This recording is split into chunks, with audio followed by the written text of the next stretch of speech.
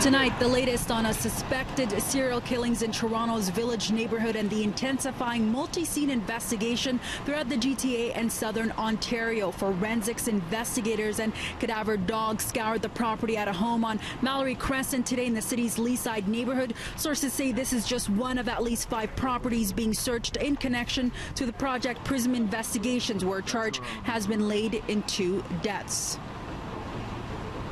Police still keeping mum on this high-profile investigation. They haven't released any new information or any updates since Thursday. That's when we also learned there could be more victims. Good evening. We're in Toronto's Leaside community tonight, where we're learning more about the suspect, Bruce MacArthur, and his connection to this home here near Bayview and more.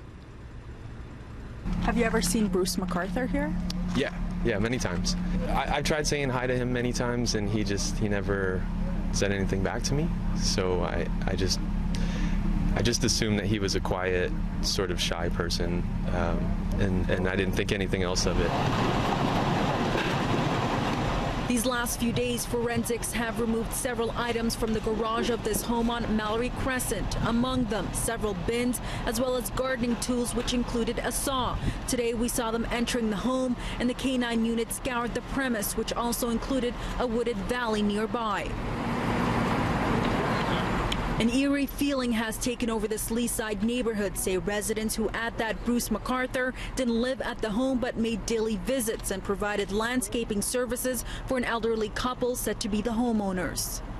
Most of the time he would pull his red van into the driveway and then take a bunch of stuff from the garage and put it into his car, and then vice versa, just swap it in. I think he was using this house as a storage. His landscaping business, he used to keep his stuff in there in the garage, and he had plants in the back, and he'd be here in the summer maybe 2-3 times a day getting stuff, picking up, dropping off, picking up. He also had access to the backyard, so I'd see him go in the backyard a lot, but I never saw anything out of the ordinary.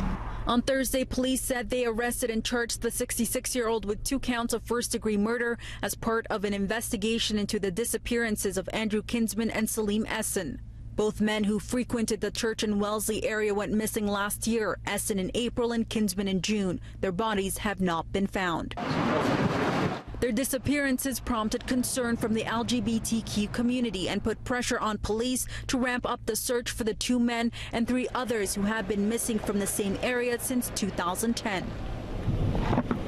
Police have reportedly been searching several other properties in connection to Project Prism. Detectives confirmed this property in the rural area of Madoc, 2 hours east of Toronto, was one of the 5 being searched. Investigators also spent days combing through a Thorncliffe apartment building where MacArthur called home. This attached house in Scarborough, which sources say isn't owned by MacArthur, is also reportedly part of the searches. Toronto police wouldn't confirm what connections that house or the one in Leaside had to MacArthur or the investigation. Very bizarre, very shocking, very unsettling that all this potentially happened so close to home.